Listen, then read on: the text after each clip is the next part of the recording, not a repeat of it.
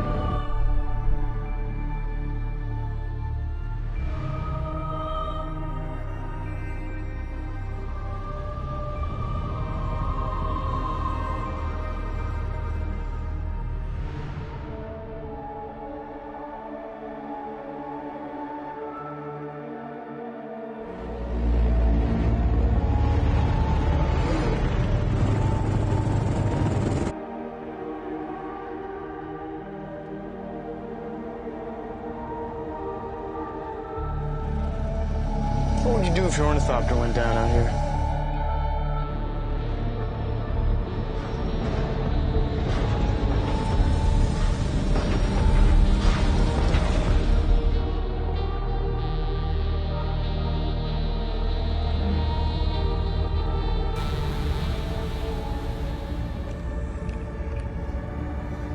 Big one. You have good eyes.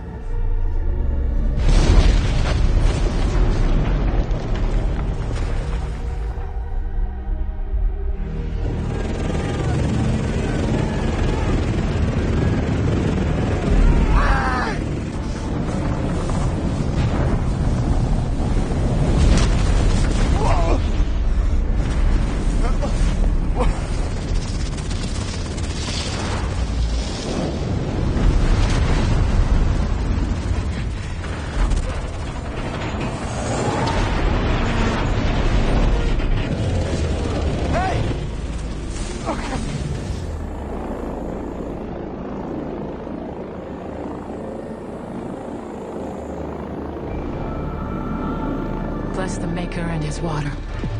Bless the coming and going of him.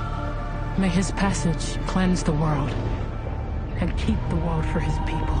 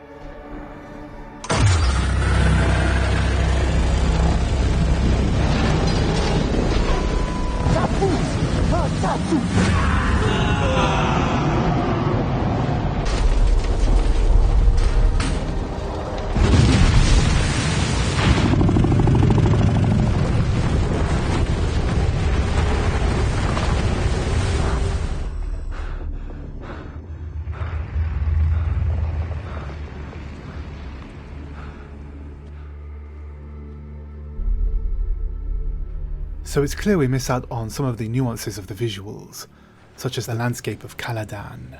Here you get a sense of the size and scale of the Harkonnen homeworld, and just how deep they've dug into the planet. And in the IMAX version of Dune, you get more of a sense that this opening is similar to a sandworm's mouth, with the circular cogs behind it, mirroring the teeth of a sandworm, and this is almost like a foreboding of what Paul will have to face in the future. The dust hitting the ground here, the size and scale of the vehicles as the shadows move over the ground, the sense of vulnerability in the glass cockpit, the sense of how high the vehicles are in the sky compared to the mountains behind, the height of this mountaintop and the scale of the mountains overall, and also the sense of us as a viewer navigating through these mountains, how barren and empty this city is when viewed from above, the height of this Arakeen building, the size and scale of the Arakeen residency compared to the mountains behind them.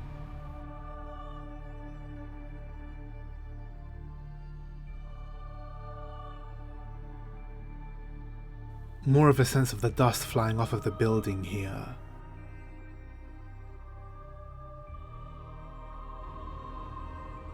Flying past the in-focus sand dunes, getting a sense of just how high we are. The way the ornithopter wing kicks the sand and dust up from the ground, and how large the harvester is compared to the sand dunes behind it.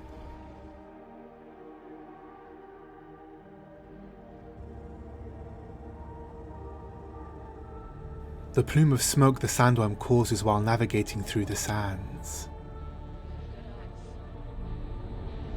The massive scale of the explosion the sandworm causes, and you lose a sense of the probe in the sky being enveloped by the sands here.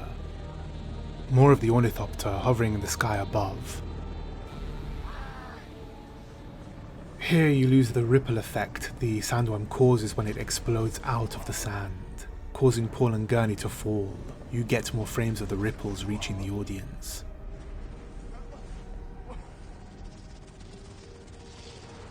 Here you get more of a sandworm actually diving into the sands again. More of a sense that the sands are moving and shifting here, changing the ground below the harvester.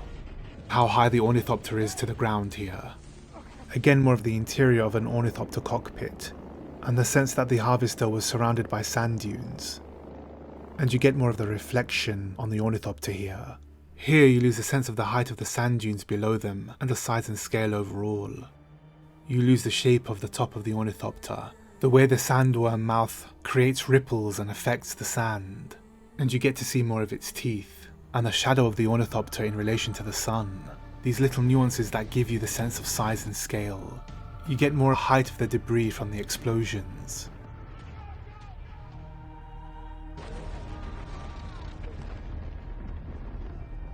And here you really get how the explosion affects the shields surrounding the ships, and the huge gust of wind the explosion causes affecting the Atreides below. More frame of the missile approaching the ornithopter, and the shield reacting around the ornithopter overall. Here you see more of the Fremen fighters behind, and what they're doing, how they literally throw themselves into battle. You lose a sense of the size and scale of the explosions, how it literally blots out the sun. And through the dust you get to see more of the explosion occurring behind, getting more time to realize that there is a sandworm emerging, and we can see more of the fighting in the background.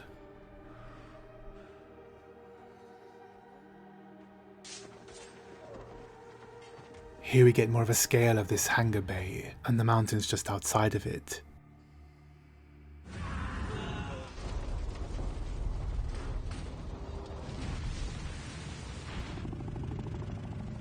Here you get more of the sandworm kicking up the dust and approaching Paul closer and closer. And here you get to see more of the face of the sandworm, close up in its entirety. I just think about the VFX artists who created work that may have only been partially seen, like this full view of the Atreides ship. And the Sardaukar ship on Solesus Secundus has never been fully seen in flight in the Dune movie because it's only visible in the IMAX edition. But what do you think of the IMAX version of Dune? Do you think we lose too much in the standard version? Let me know in the comments below. If you want to see more about the IMAX edition of Dune, check out this video.